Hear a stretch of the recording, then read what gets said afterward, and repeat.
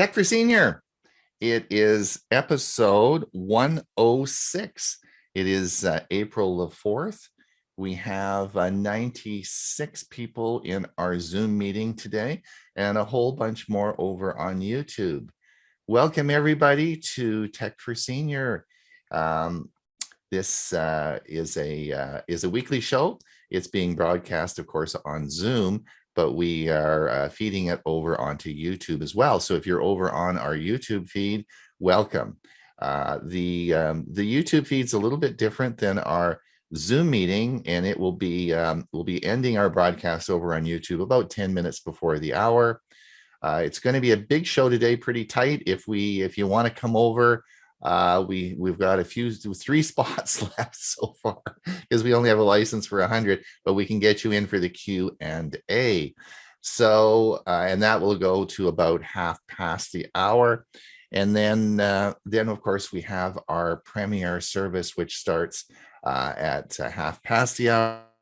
This week we have just to update you on what we're going to be Dewey Cluse will be talking on ATSC 3.0, the next generation.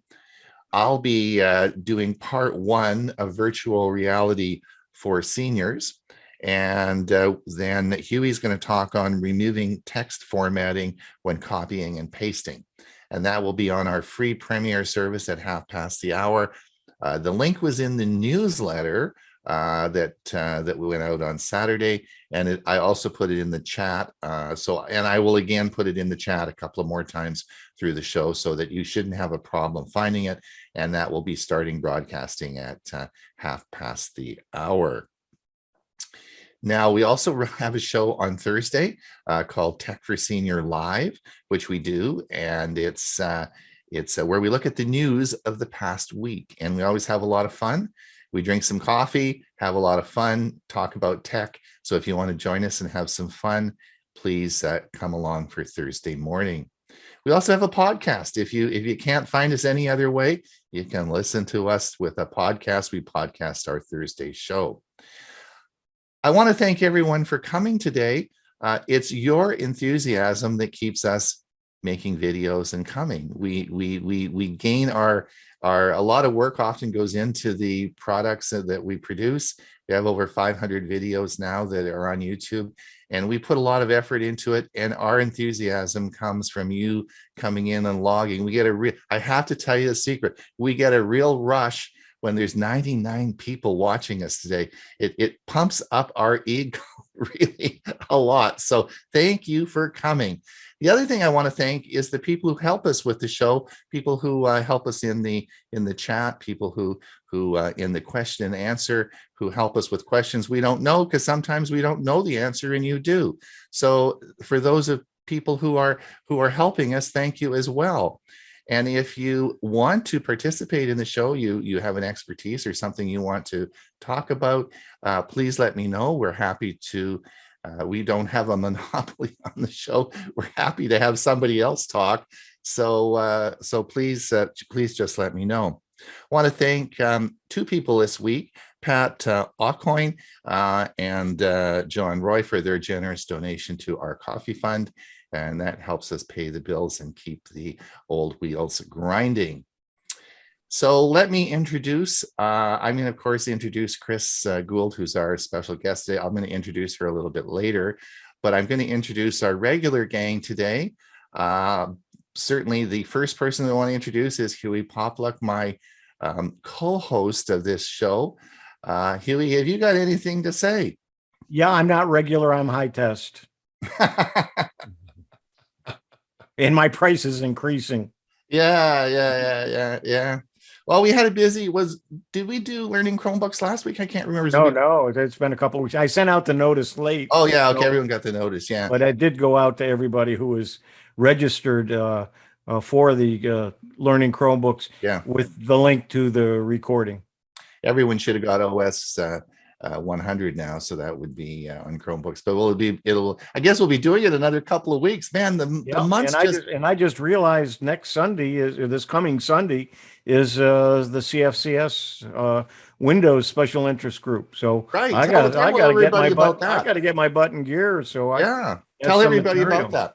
Tell everybody about what you're doing next Sunday. Every second Sunday of every month for the past many years, I've been doing the Central Florida Computer Society Windows Special Interest Group, or WinSig.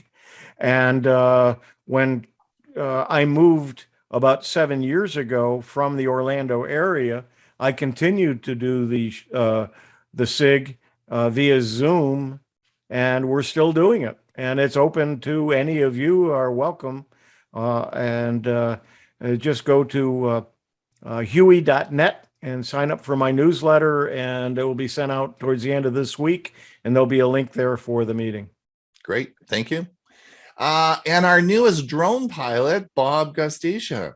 So tell us your experience. So what the heck's going on with you? Are you new career or what?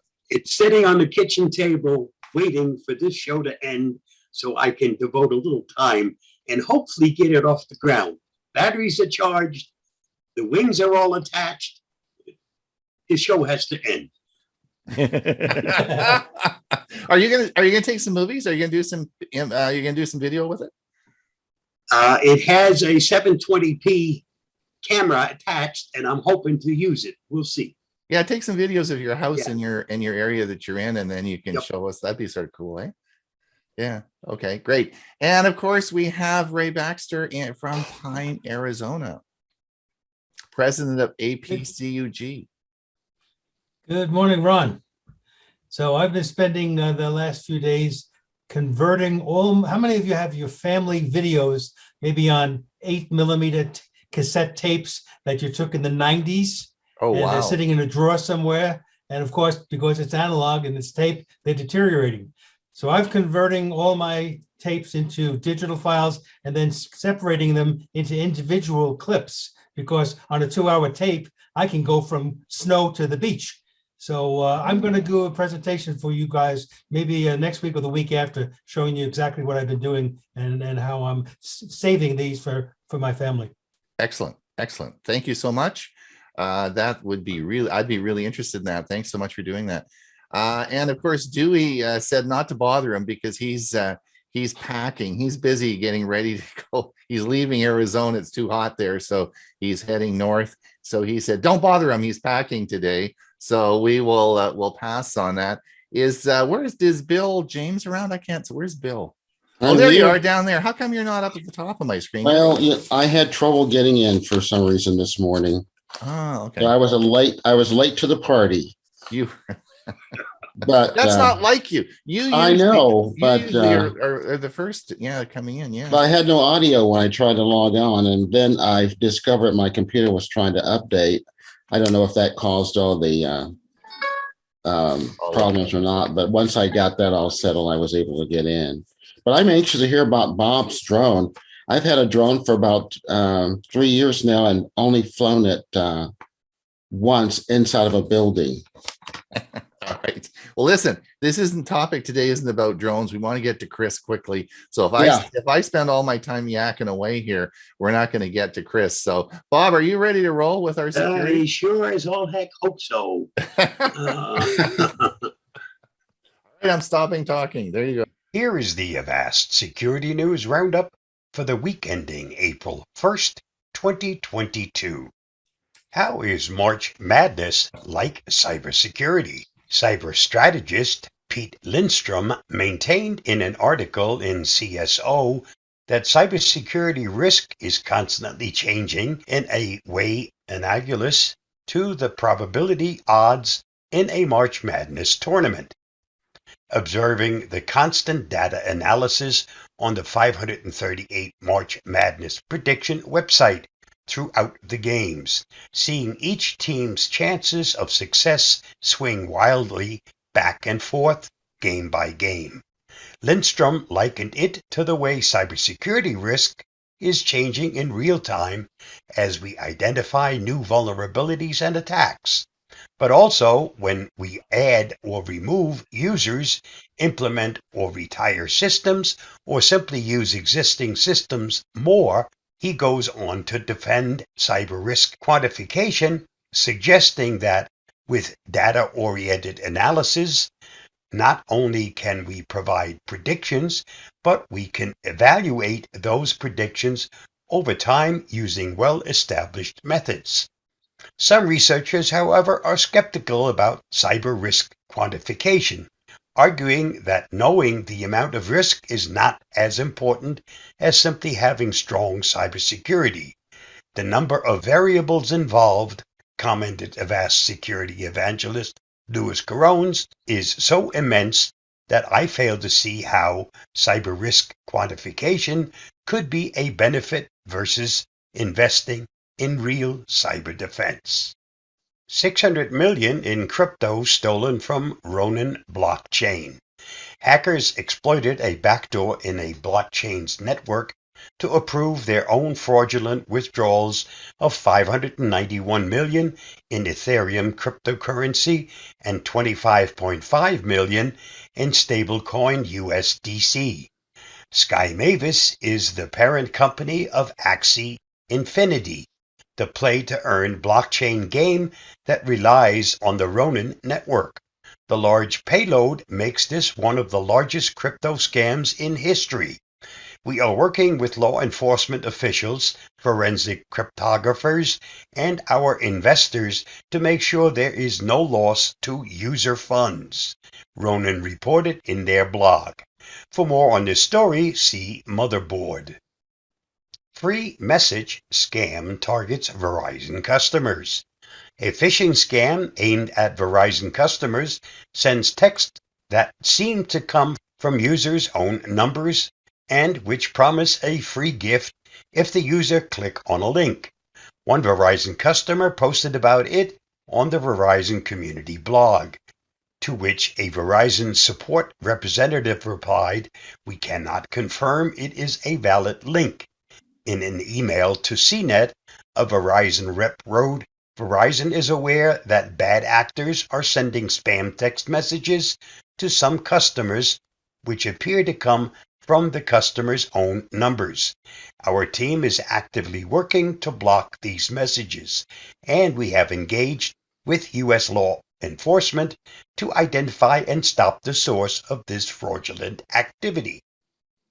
Study links social media use to bad mental health in teens. In a new study led by psychologist Amy Orban at the University of Cambridge, social media use was linked to gloomy outlooks among teens, particularly around the time of puberty and when they are about to leave home. Orban and her team surveyed over 72,000 people between 10 and 80 years old in the UK. They were surveyed up to 7 times each between 2011 and 2018 and asked a series of questions about life satisfaction and their social media use. Teens who used social media more frequently during puberty or when they were leaving home scored lower on measures of life satisfaction. For more survey results, see The Verge. DDoS for hire attacks cost less than a used car. A recent report shows that threat actors increasingly use distributed denial of service as a complementary tool to intimidate victims. Ransomware gangs are keen adopters of the technique, developing a multi-vector threat often used against victims refusing to pay. Ransomware as a service affiliates can supplement their illicit activity with DDoS attacks, mainly because of cybercrime's developed ecosystem. A recent report by NestCount shows that unleashing a swarm of bots on a victim costs a lot less than it might seem. Most DDoS for hire vendors often offer free trials to test basic attacks before ordering the real thing. Read more at Cyber News. Russian Aviation Authority switches to paper after losing 65 terabyte of data.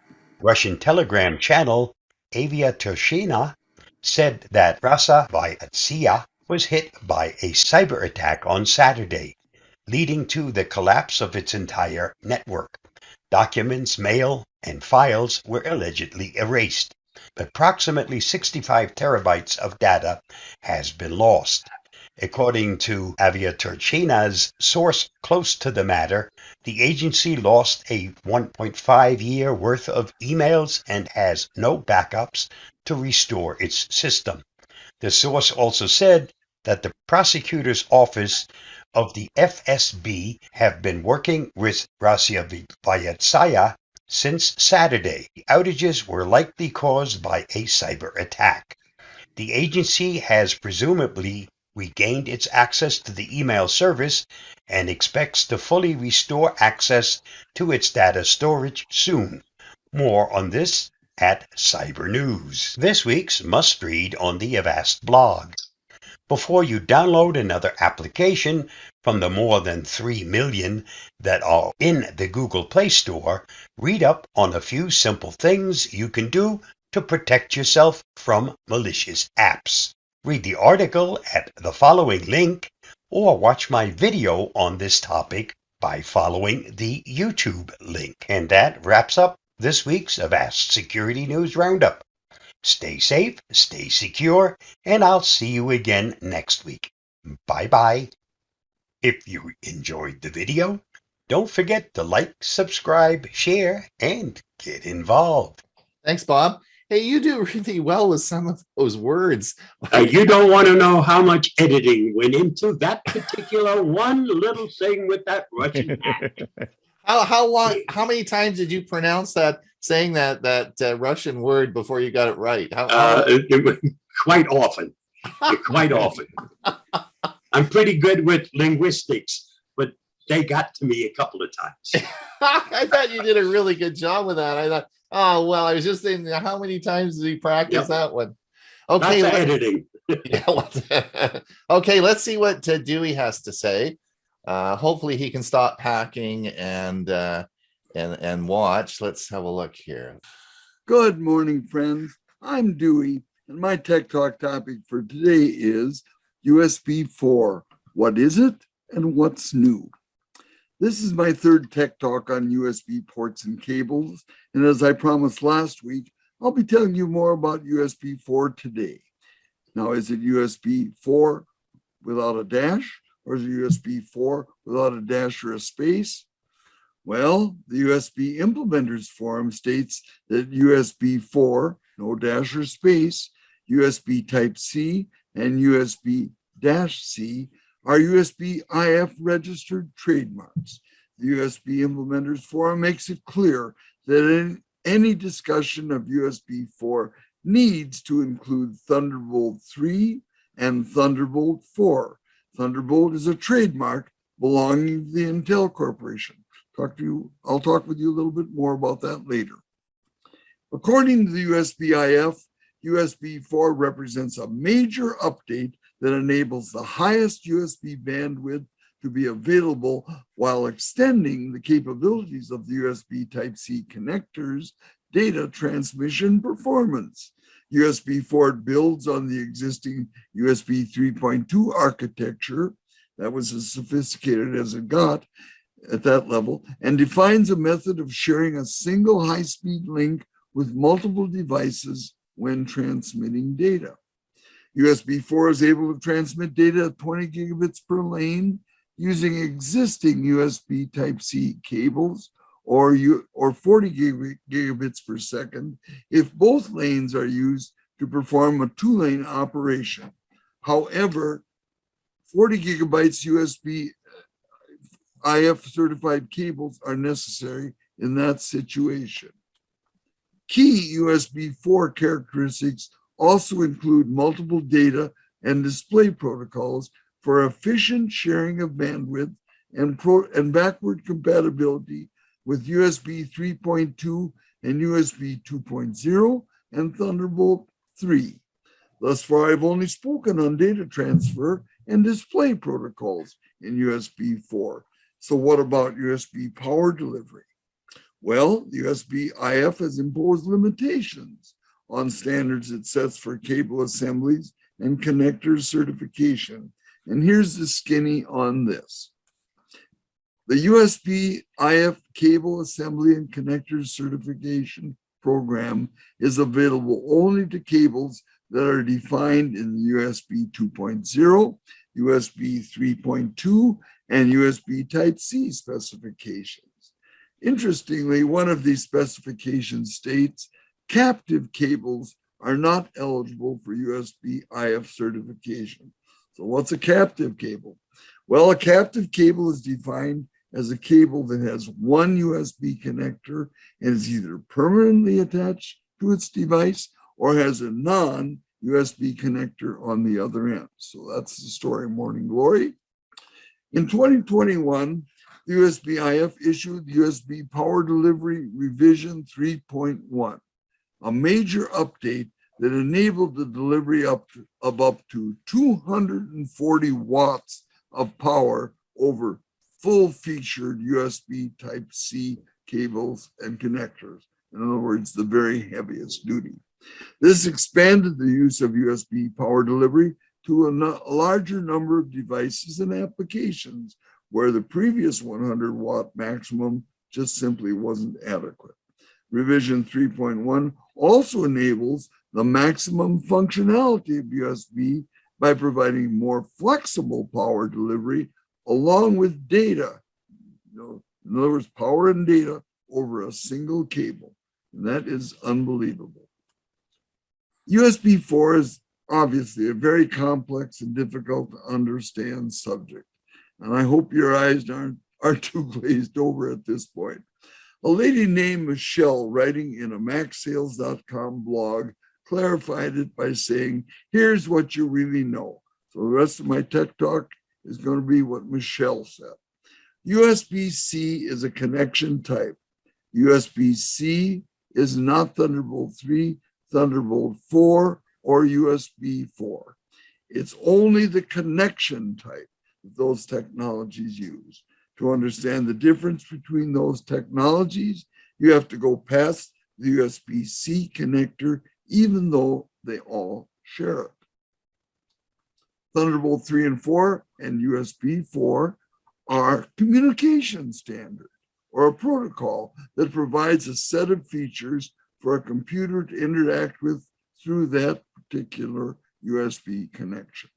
So again, that's their communication standards. All three of these communication standards use the USB-C connection type to connect computers and devices. And of course, you see them demonstrated in the graphic at the upper left. The difference between Thunderbolt 3 and Thunderbolt 4 is that Thunderbolt 4 guarantees certain specifications that are optional with the Thunderbolt 3 standard. Thunderbolt 4 is always 40 gigabits per second, while Thunderbolt 3 and USB 4 can operate at either 20 or 40 gigabits per second. But by the way, there are some special specifications for that 40 gigabit speed. The difference between Thunderbolt 3 and USB 4 is purely in the name. The actual standards are identical. In fact, Intel's giving the Thunderbolt 3 standard to the USB Implementers Forum allowed for the adoption of this technology on USB 4 devices. As far as cables go, regardless of whether the device is USB 4 or Thunderbolt 4, it's best to purchase a Thunderbolt 4 cable to work with any of those devices to ensure full compatibility. Since Thunderbolt 4 includes support for USB ports and DisplayPort, if you see the Thunderbolt logo, which is a small lightning bolt and the number 4 on the cable, you know that this connection can do it all. And if you look to the right, carefully, you can see that Thunderbolt and that number 4. So what is DisplayPort? Michelle ended her blog without explaining, and this is a good place for me to end as well. Joanne and I are busy preparing to leave Mesa, Arizona on Thursday for our home in Minnesota. Going through Denver, by the way. Consequently, if I'm not able to finish this topic Next Monday, I will do so in a couple of weeks. Well, thanks for watching, and I'm sticking with this one. Golly, my brain is about fried because this is a complicated subject, and I hope I've helped you rather than hampered you. Well, thanks for watching. Stay safe, and we'll see you probably in 2 weeks. Bye now. Thank you. Thank you, Dewey. Thanks a lot. That was very informative and enlightening. Now, before we get to Chris, Bob has a short video for us. And I put this in because this is one of the best features of Chrome, the new Chrome 100. And Bob did this great video on it. And I thought, we got to play this. Watch this. Up till now, if you're using Google Chrome and you had several tabs open, and unfortunately one of them was playing audio, whether it's via a video or just an audio file, but you're busy working on a different website, on a different tab, Google does let you know that, yes, there is audio playing. But from here, you can't do anything to quiet that tab unless you go back to the tab and mute that audio and stop the video. That may not be what you want to do. You may be busy working on something and all of a sudden an audio or video file started playing in the background. You don't really want to leave what you're working on, but right now you're forced to do so. That's all changed once Chrome 100 was released, because there's now a way to set it up so that you can, from the browser tab, shut up the audio. Let me show you how that's done. To furry friends. Because good sleep. Once you've updated to Chrome 100 and your browser is open a new tab, and in here, in the address bar, type Chrome://flags. Once you've typed that in there, hit the enter button. It opens this up, and in the search bar for the flags, type mute. Again, hit enter. Once this opens, you'll see tab audio muting UI control. Click the down arrow and select enable. It'll ask you to relaunch the browser. Let's do that. Now let's go back to that site where we had the video in the back with audio. Let me start this back up again. Improving your health. Go back to the page that I originally had open and was working on. And yes, you can hear the audio in the background. But now you can go up here and click on this, and it will turn off that audio on the other tab. You haven't left the page you're looking at or working on, but you've been able to now mute the audio that's playing in the other tab. If it's music and you want to listen to it again, even though you're on a different tab, just go ahead and start it up again by clicking on that little icon. And you're back to hearing the background music. So you can turn it off and on at will without ever leaving the tab that you're actually concentrating on. Stay safe, stay secure. I hope that helps. And let me shut that off. I'll see you again soon. Bye-bye. Thanks, Bob. But that's not in OS 100. It's not behind a flag, right? You're muted. I was in OS 100. And you still have to set a flag. I didn't. Yes. Because on my Chromebook, on my system, I didn't flag it, and it was there. No, I was using Chrome 100. Okay, have a look, because you might on mine I didn't have to set a flag, and it was right there, the muting of the audio. So you guys can have a look at it and see Maybe because it may just be there. They may have It automatically. may already have changed it automatically, so Yeah. you can just simply click on that little icon Right. to turn it on and off. Turn it on. Off. Because I started originally with 99 in order to show that it doesn't work, and then switched over to 100. Okay. All right. Let me thank you, Bob, and let me introduce, of course, Chris Gould and Jim Guld. Actually, we'll introduce them both.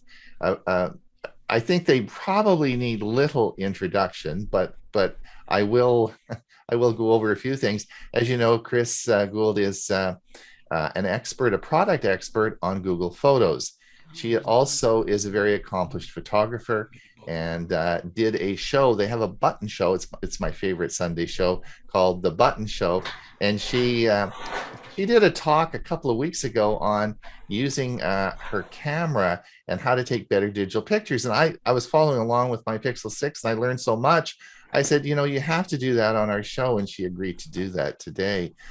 She, of course, is accompanied by her better half, or however I'll put that. Jim is the production expert, and he helps produce all the videos and all the shows.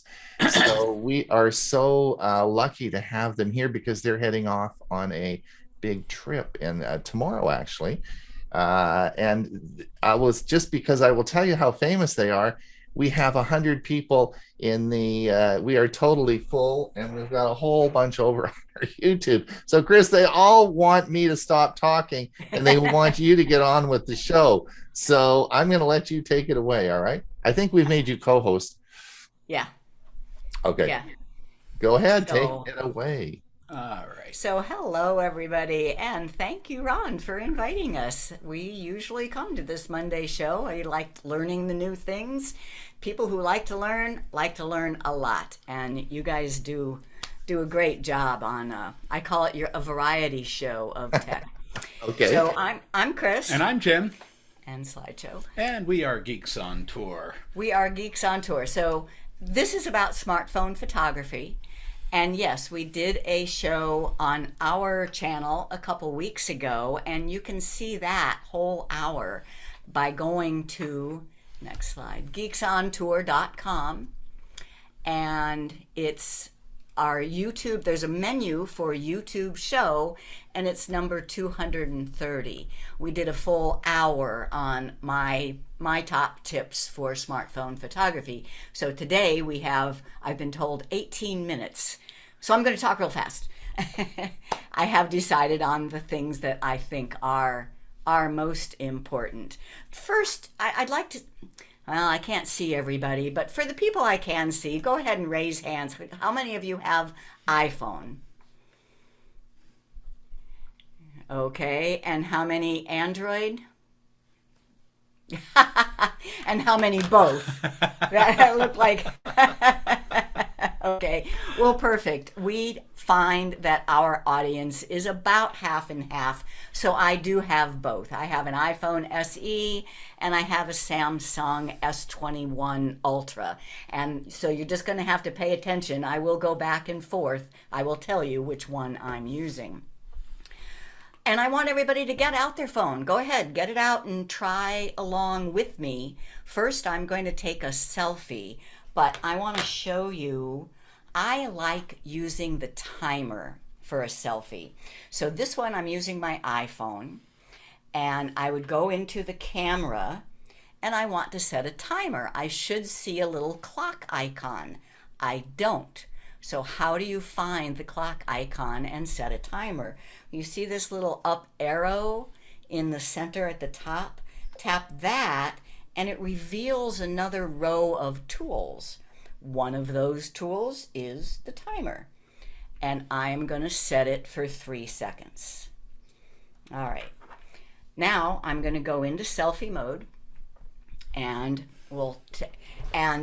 I have the timer set for 3 seconds. So what that means is I can tap the shutter button right now, and then I have 3 seconds to get it positioned. I need to clean the lens. And that's the main point of this. So I clean the lens, And now I'm going to take another selfie, and so I tap the shutter button, and now I can position it. You know, that gives me 3 seconds to stretch my one arm out without having to use the other one and tap it. So setting a timer and cleaning the lens are the 2 tips for that little one. Now let's see what those photos look like. I'm using an iPhone, but I like to view my photos using Google Photos. So I'm going to open up Google Photos, and there's the one photo. That's the one after cleaning the lens. Oh, and notice I had motion on. We'll deal with that at the end. That was the one after cleaning the lens. There's the one before cleaning the lens. What a difference, yes? So make sure to clean the lens. Now, I have this nice little microfiber cloth, but an edge of a t-shirt is just fine. Or at the very least, every time before you take a picture, take a look and see if the lens has a greasy fingerprint on it. Back to slides. Next slide is what lens? Well, if you're taking a regular photo, it's of the rear lens. You know, if I'm taking a regular photo, it's this lens that needs to be cleaned. But when I'm taking a selfie, the lens is right on the screen and you might not even see it. So how can you tell for sure where that lens is? Let me show you. So I have it on selfie mode now.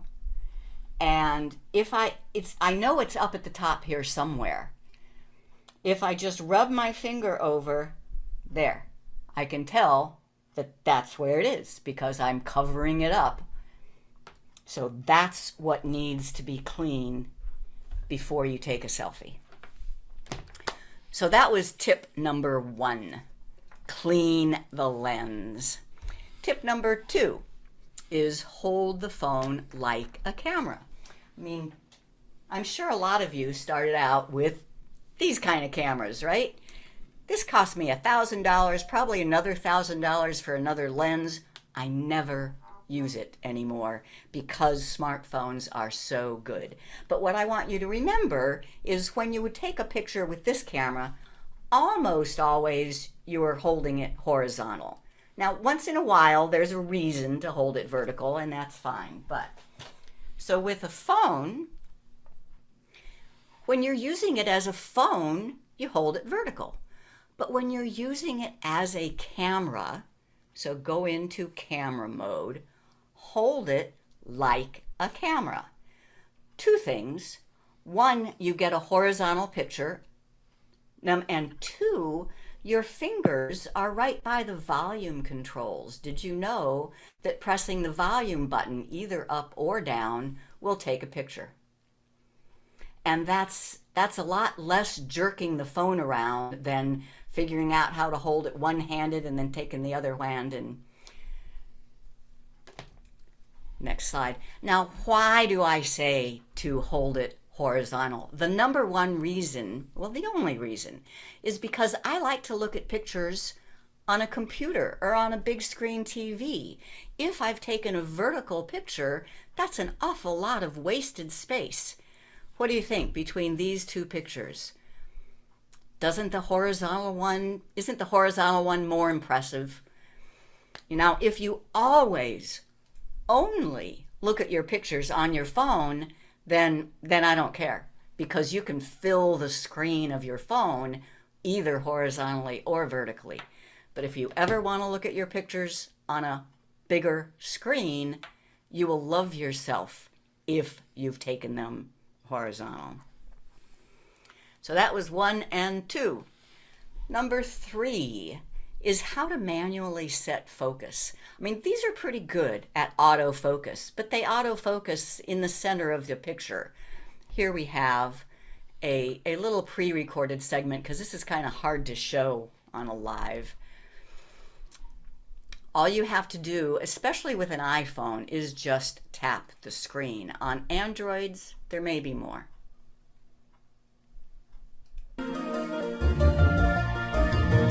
Hi, this is Chris Guld with Geeks on Tour, and this smartphone lesson is about using the camera and setting your focus manually by tapping the screen. I will demonstrate setting focus on both Apple and Android using my iPhone 6 Plus and my Samsung Galaxy S5. Your phone might be different. My Apple iPhone 6 in my hands, and I have an Apple Near. If you tap it, that gets in focus and properly exposed. Or if I tap Jim in the background, that's what gets in focus and properly exposed. If you want to adjust the exposure even further, you can drag that little sun that appears. Dragging it up brightens the exposure, dragging it down turns it down. If I then move the phone, though, it will change. It will readjust to its automatic. So if for some reason you want to lock it onto setting the exposure and focus to Jim, you just long press, hold down until you see that AEAF. Now you can reframe your picture, do whatever you want, and the focus and exposure stays the same. To turn that off, you either get out of the camera, go back home, or long press again. Okay, we can stop it there. Now, what I showed on another episode of our What Does This Button Do show is on my Samsung S21 Ultra. You need to long press on the spot where you want to change your exposure. Just a tap should change the focus, but if you want to change the exposure, you long press, and then you can rub left or right to manually adjust your exposure, lower or brighter. So that was number 3. Tip number 4 is know your settings. So there's a ton of settings. I think you should go through every one and see that they are set the way you like. I'm just going to show you 3. The grid, the HDR, and location tags. And I'm going to do it with both. I'll do the Apple first, then the Android. So on the Apple, you get into settings by first going into your system settings and then finding camera.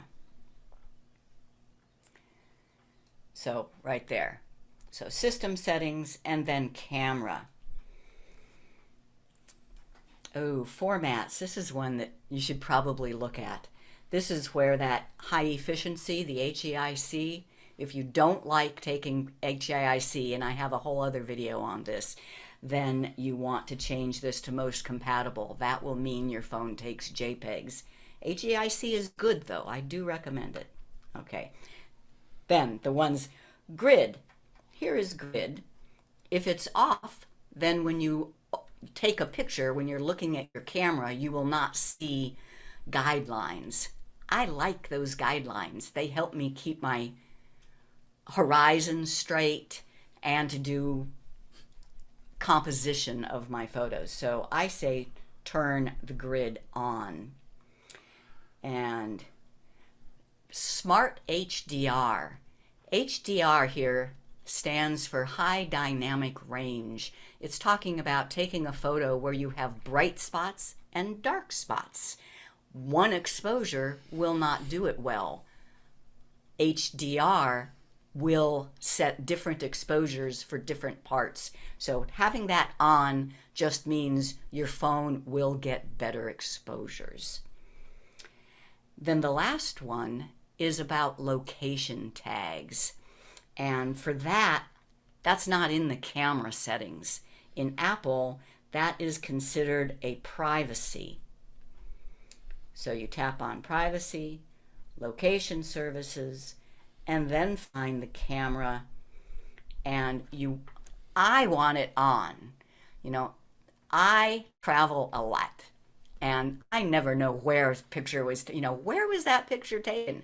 I want a map attached to that picture, which will only happen if you have location access turned on for your camera. All right, so that was iPhone. I hope everybody took a look at theirs. In Android, the same settings are available, but you don't go into system settings, you go into camera. And then the settings button is this gear. And on this particular phone, I also have the high efficiency format option, and I like it. You don't need to put it on if you don't want to. And then what? Auto HDR, there it is. You should turn it on. Grid lines and location tags. So that's all in settings. Take a look at your settings and make sure they're how you like.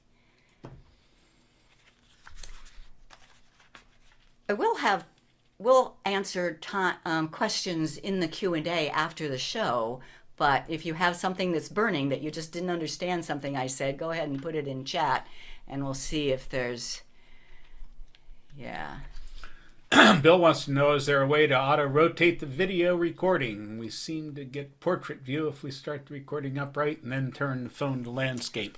Is that on Zoom? Good question. I don't think so. I think you do need to start it the way you need it, but I haven't played with that in a while. Okay, so that was number 4. What's number 5? Know how to edit your photos. And don't you think this is really the most important? There's always the most important. Other than cleaning your lens. I mean, if you have a dirty lens, your photo is garbage. There's nothing you can do about it. But almost anything else can be fixed by editing if you know how to edit. Now, on the iPhone, if you don't use Google Photos, you use this. I call that Apple Photos. And I'm going to use Google Photos, but I just want you to know that if you don't, each option I'm going to show you also exists in the Apple Photos editor. And on Android, if you don't use Google Photos, you probably use Gallery. If you have a Samsung, you have Gallery. And all the editing features I'm going to show do exist in Gallery. But I'm going to use Google Photos because it works the same on both. So I go into Google Photos, and I have some samples already lined up. What do you think of that picture? Yuck. If you didn't know how to edit, you would say that picture is garbage and you would throw it away. But all I have to do is tap Edit and tap Enhance, this is Google Photos Auto or Magic Wand, and all photo editors have it. Boom. One tap, and now that is a keeper. All right, but I'm gonna. And now, what's wrong with this picture? All the water's going to run off into the screen. It's crooked. Please don't ever post a crooked picture. It's so easy to fix. Edit. And on all photo editors, most all photo editors, it's part of the crop. It's crop and rotate. And with this one, I just put my finger on the 0 point and go one way or the other. I get a grid and I can line up my horizon with the grid. Now it's a straight picture. I save it. And now I'm allowed to post that. Not if it's crooked. You're not going to play this. Oh, I was going to. What time? What time are we at? Oh no, I'm late, aren't I? Yeah. Yes, we'll give you another 5 minutes if you want. So if you want to play. Okay. Yeah, no. Don't worry, we can go over. No video. Okay. This one, it's crooked and it's kind of muddy. So I edit. I do a crop and rotate to get this mountain straight. I crop to get closer into the mountain, and that's a better picture. This one, these are my two best girlfriends, and I can't see their faces at all. Edit. I'll try just the enhance, but that doesn't lighten it up anywhere near. I want to get rid of the shadows, but I don't want to brighten the Morro Rock in the background. So I need to find, under adjustment, find shadows. And both the Apple and the gallery have it too. I find shadows, and now I just slide the slider. So see how that's getting rid of the shadow without washing out the sky. Okay. And last is Snapseed. Now, Snapseed is another app, but it's free. It's from Google, and it just does some really cool stuff. It does what I call beautify. So here's a picture of Jim and me in Brisbane, Australia. This is a nice picture. There's nothing wrong with it, but I want to beautify it. I can get to Snapseed from Google Photos with this More. Snapseed is a separate app. You have to install it. Snapseed and tools. There's lots of tools, but the one I call Beautify is underneath Tune Image, and it's called Ambiance. Now I just rub my finger left and right to increase or decrease. Do you see what that did? That has a wow factor, I think, whereas the original was dull. So that's Snapseed. Okay, and back to the slides. So that's knowing how to edit. And we did a whole show on Snapseed too. Now this is, we don't have time to show you this, but if your phone takes live or motion photos, and both my iPhone and my Samsung do, use them, because then you'll have 3 seconds of motion.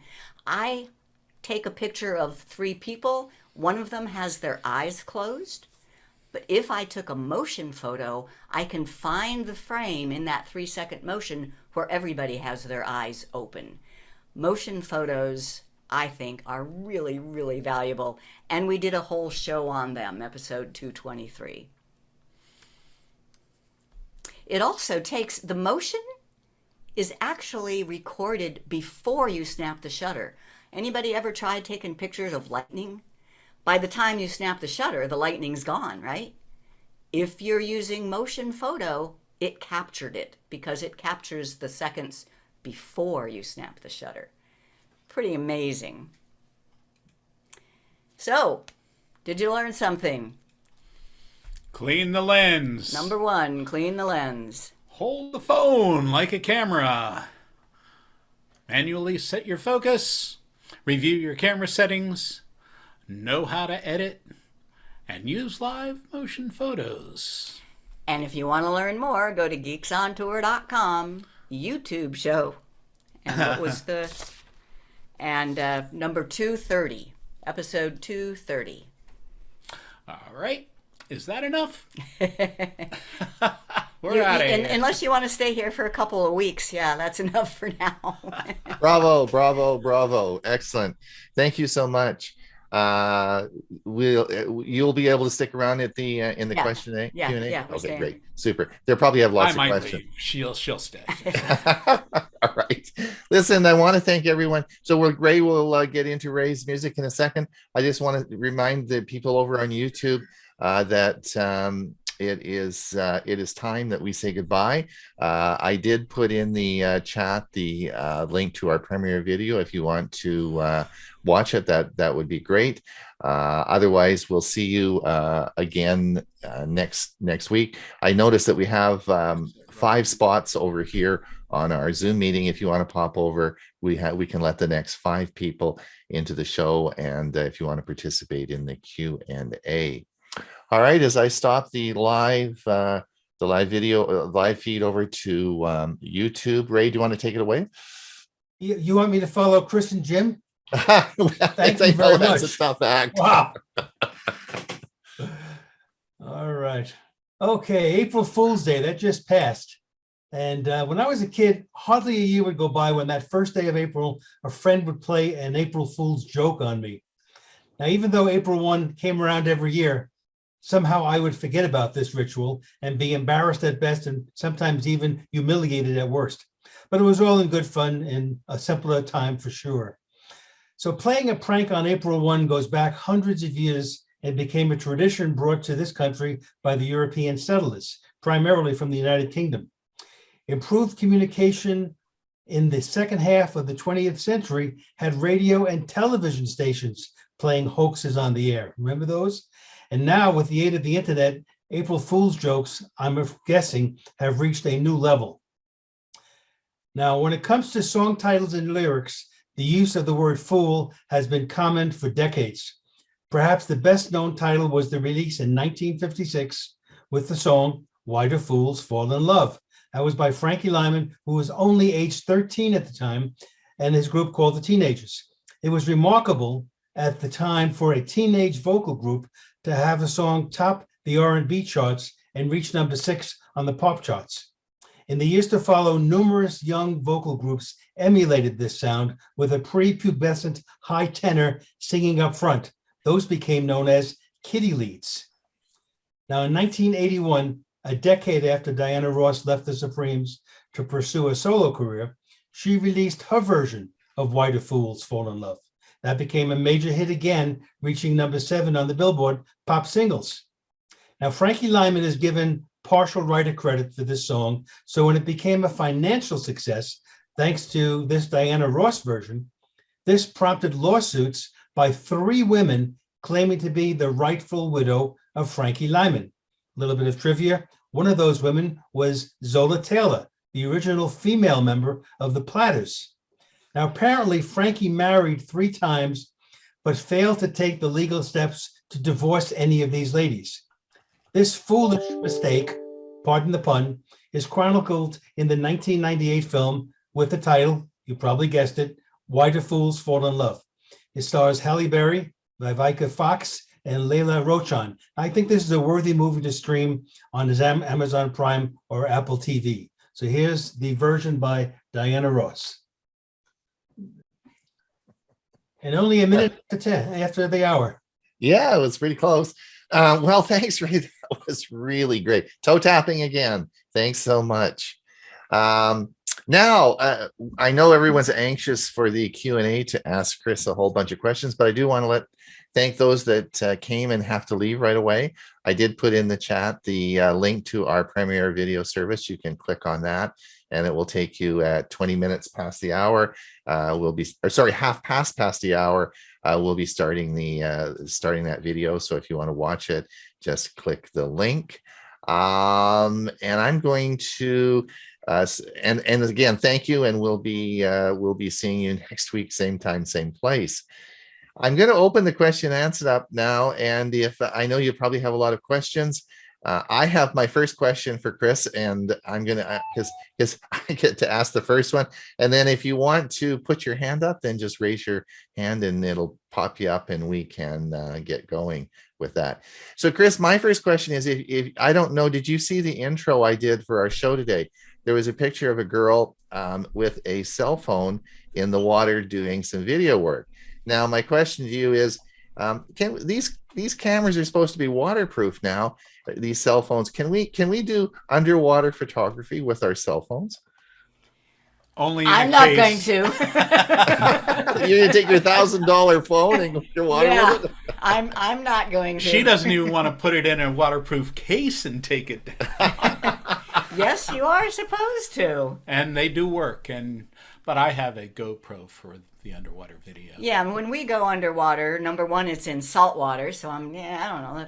And number two, we might go 60 feet down, so I think most of them are rated like 10 or 15 feet. Right. So yeah, well, in the video that I had, it didn't look like it was in a concealed, it just looked like she was holding a cell phone and just floating there and, taking, I don't know if it was a selfie or what she was taking pictures I of. think it was in a case. You think No, it was in it a was case? just, it was just in a Ziploc. It was in a Okay. Ziploc, and if you look closely, she was holding it this way. Upside So, down. no. Oh, yeah. And what was on the screen was just a home screen, so it was all staged. She Oh, wasn't actually okay. taking All right. any pictures. I want you to vet these videos a little bit. I'll do a better job. But yes, I absolutely noticed that and wonder right. when when I go scuba diving, that's I don't want to take pictures. He takes video. He takes his GoPro down and takes video. So if I want a picture, I'll take a shot. I'll take a frame of his video. Oh, Chris, can you raise your hand? That'll just pop you up to the top so everyone can see you. Last time we did it, we got complaints. No, just raise your hand so This you time pop up. now, yeah. So you pop up to the top, and then there you go, and then everyone can see you. That's great. Okay, any other questions? You must have some questions for Chris. There is one question in the chat. In the chat, go ahead. Yeah, there's How do you set RAW? yeah. in Steve iPhone? Parker wanted to know how do you set RAW on with. Well, first, I don't shoot RAW, so I don't know. I am not a professional photographer. I just like to take pictures, and I want them to look as good as I can. But in the camera settings, and my iPhone does not have the RAW setting at all. This is an SE, so you have to have like a 12 or 13 or a plus. 11, I don't know. But in the photos, in the camera settings where I showed the high efficiency or normal, you should also see Apple's Pro RAW. It's their own kind of RAW. So, but that's where it is. And once you've turned that setting on, then there's an icon that shows up in your camera that you can quickly switch between JPEG, HEIC, and Pro RAW. Great. All right. Now Dorothy has a question. Dorothy is from the Computer Club in Victoria, British Columbia, just down the Ooh, road I love from Victoria. me. Yeah, just down the road from me. So Actually, I'm in. Can you hear me? Yeah. Yeah, I'm in Mesa. Oh, you're in Mesa. You went down to Mesa. Yeah. Oh, so it's just down the road from you. Few months. 2 months in Mesa. Yeah, we just got here on Friday, so I just got my computer set up yesterday. So so it's very hot. But I wanted to ask a question to Chris and Jim. If I continue to delete photos from my Google Photos, will my storage ever go down? It should, yes. Number okay. one, it does take a lot of photos before there's any measurable difference. Oh, okay. So it takes 1,000 photos to come close to a gigabyte. So okay. yeah. Or But number two, it also takes a while before Google's, I've often said Google can't count. And it takes a while for their numbers to catch up. Why do you want to get rid of pictures off of Google Photos? Because I have a bunch of duds, Oh, okay. just to clean it out. Because my phone automatically syncs everything up. And if I take 5 photos while we're in the car, for example, when I was driving, I don't want a lot of them. Be sure to empty the trash. Oh, okay. Thank you. Yeah, especially if you're on an iPhone. It's an extra step. There's a Android. separate Apple recycle bin. Oh, okay. Thanks. Hewie, go ahead. Yeah, more than a question, a comment. Just all of those settings are great. Especially, I really like that 3-second one. But the thing is about it is you need to practice and practice. So when you're at an event, it's second nature to you, because otherwise you'll forget how to do it, or you're not going to.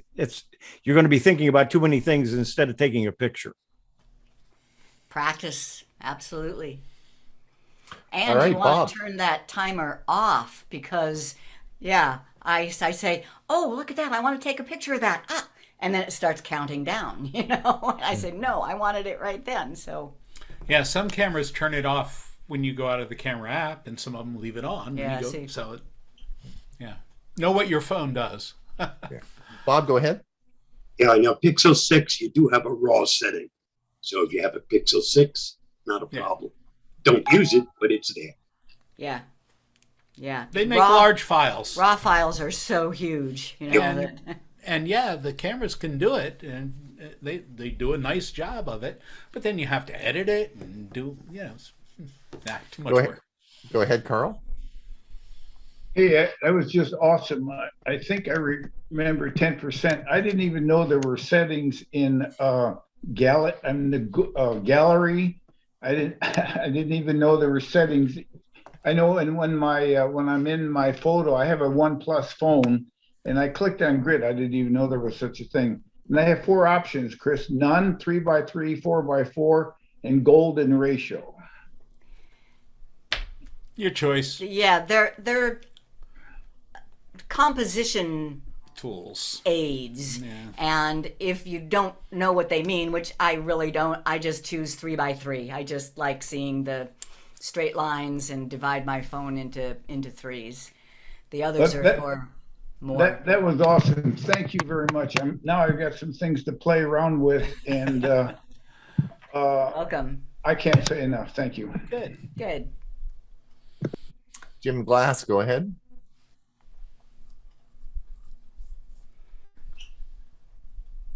Unmute yourself. That was the right one. No, that. There we go. I'm still having trouble between Google Drive and Google Photos, because I try to download some photos from Google Photos, and it says you got to do it from Google Drive, and I'm not quite sure what I'm doing wrong or right. When you say download, might you mean upload? Where are the photos? They're in the cloud, so I want to put it back on the computer for printout. Oh, okay. And when to see them in the cloud, do you go to Google Photos or Google Drive? I've gone to both, but when I go to Google Photos, I haven't found whether you call it upload or download, a means to export. That would be download. You were right. Yeah, you just open Google Photos, select the pictures that you want on your computer, and then click the 3-dot menu and download. That brings it into a zip file, though. If you selected more than one, it will make a zip file of all the ones that you wanted to download. And then you can unzip them into a folder of your choice. Okay, I didn't realize it was the little 3 dots. The 3 dots are very important. So many, I've seen people just do a right click on a photo and save picture as. That's giving you a low resolution. That's just giving you the screen resolution. If you want the photo, 3 dots and download. Great, thank you. Very good. Gary, go ahead. Hi, thank you very much, Chris and Jim and everyone else. This is great. I have an Android, it's a Moto G, and it has a setting called selfie photo mirror. Yeah. What is that? Okay. It's a mind twister. So let me see if I can. When you look in the mirror, if I looked in a mirror right now, this Geeks on Tour would not be readable. Agreed? Well, it would be backwards. Yeah, it would not be readable. That's the mirror. And if you ever notice, when you're in selfie mode, it is backwards. You are looking in a mirror. The camera, your phone, by default, automatically switches that so that text is readable. Some people don't care about the text being readable. They want the left and the right, to be accurate. So that would be don't. The default is it flips equals yes. If you turn that off, text will be backwards. Oh, okay, thanks. That's what that setting is. Yeah, it is a bit of a mind twister. If the roadside sign is important and you want to be able to read it, then make sure it's working. Otherwise, yeah, it's only on this selfie camera though. It's only on the front-facing camera. Yeah, because that's like looking in a mirror. Yep. Okay, there were a couple in chat. Okay. Let's see. What's no? That was the one he just asked about that one. I have a Apple SE second edition. Will all your suggestions work on that model? No. Well, no, that is what I have. My iPhone is an SE second edition. Okay. Yeah. So everything I did on the iPhone. I read that as Apple yours. IIe. I didn't. That's been a while. Right. Sorry. Okay. Mark, go ahead. Hi. Yeah, my name is Mark, and this is my first time on one of. I listened to the other one on my computer, and then I was scrambling around to try to find the Zoom, which I finally did. I found your website, and I clicked on the Zoom, and I put something in earlier, but I just wanted to. The things on the iPhone. I just got a new iPhone 13, and all your stuff. I was following it, Chris, and it was fantastic. And one of the things I wanted to just mention over to Ron, I watched a video of yours about PWA, Chrome PWA, because I have three Chrome. I got a 15.6, I got a 17.3 Acers, and I just bought the new HP Chrome Desk, which I absolutely loved. You know, I don't know if you've seen that one, but it's fantastic. And what just happened this last weekend, I've been doing a lot of Zooms lately. And you know how you said you need an extension and you got to go to Google Meet and you got to kind of, put things together. Anyway, they put it up in the PWA now, just so you know, it just this past weekend, or maybe 5 days ago, actually, a little before, and when you go into your settings, it says new and it says virtual background, which is how I have the background that I have now, because no green screen, no nothing. First time, because I've been using it for a while. So I know you're an expert on the Chrome, but sometimes, they don't announce what they do. So I just wanted to bring that to your attention because you helped me a lot with the PWA and I appreciated that. Thanks. Yeah, well, I'm sure they're updating it all the time. The PWA is an easy update for them. So I haven't looked at it. I'll have to look at the,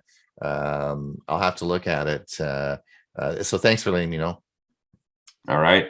Great. And hey, we hope to see you on the show every Monday now. We hope you're going to be a regular.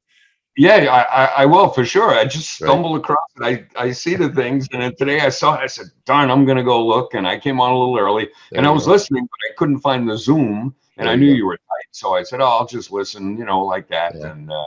Yeah. But thank you for all your help. That's great because, yeah. Okay. Thank you. All right. Jenny, go ahead. Oh, my voice was Jenny, we're getting some feedback on there. It's you've got two mics open. No. You've got something else that's broadcasting. Okay, that's one of the problems I wanted to ask you about because I don't know how to shut that off. Yeah, so it's really hard to deal with, but you probably have two computers, so there's another computer close to you, or your husband has one, and it's also broadcasting, and we're getting a microphone feedback on that. Or she may have speakers and they're turned up too loud and they're feeding into the microphone. Mm-hmm. I only have a laptop. I don't have a husband. He's been dead for 30 years. I'm sorry, but that's feeding back and it's getting whistled. Yeah, we can't. I'm sorry, Jenny. We can't. It's just really a bad feedback into the system. It's something on your end. Yeah, it's something on your end. I think she wants us to help her get rid of it, but we can't talk. She can't be talking to us because of it. That's a difficult one. Sorry, Jenny. It's for sure. Maybe rebooting your computer. Maybe there's something else open in another tab. You've got two versions running, so sometimes rebooting your computer will help with that. Chris, I want to thank you so much for coming today. And Jim, Chris and Jim, sorry, both of you for coming today. So, Chris, where are you off to? Tell us about your holiday. You're heading out. You're heading out for a month, I think you said, aren't you? Unmute yourself. We'll be gone. This trip is a liveaboard dive trip to the Maldives in the Indian Ocean, and we'll be on the boat for 10 days, and then there's 2 days right before that and 4 days travel. So we'll be gone for almost, 2 weeks. And then the month of May, we're going to be in Italy all month. Right. I'm going to miss the Sunday show. We might do it from there. We might. Okay. Does that mean you're going to be broadcasting in Italian? CC. We will be using Google Translate a lot. Yeah. Yes, indeed. We did a live show when we were in El Salvador. We did a StreamYard, a live show, and we had a guest from Italy on. That's the one that we're going to go see. We're going to go see him. So, yeah. Very good. Well, thank you everyone for coming. Just to let you know that in 10 minutes, the premiere service will be starting, and Dewey's going to be talking on ATSC 3.0, the next generation broadcasting. I'm going to be doing part 1 of virtual reality for seniors, and Hewie's going to talk on remove text formatting when copy and pasting. So it'll start in about 10 minutes. I want to thank Chris and Jim for coming. This we are recording this, and it will be available by later on today, and it'll be up on our site. So if you want to come back and listen, there's lots of information for you. It will be available. We'll see everyone. Hopefully, we see you on Thursday. Remember, we have a Thursday show. We're going to be talking. Ray's going to be with us this week. We're talking about all the news of the week, and then we have our podcast, and then we're back again next Monday to do it all again. Thanks so much, everyone, and have a great day. Bye now. Yep. Bye.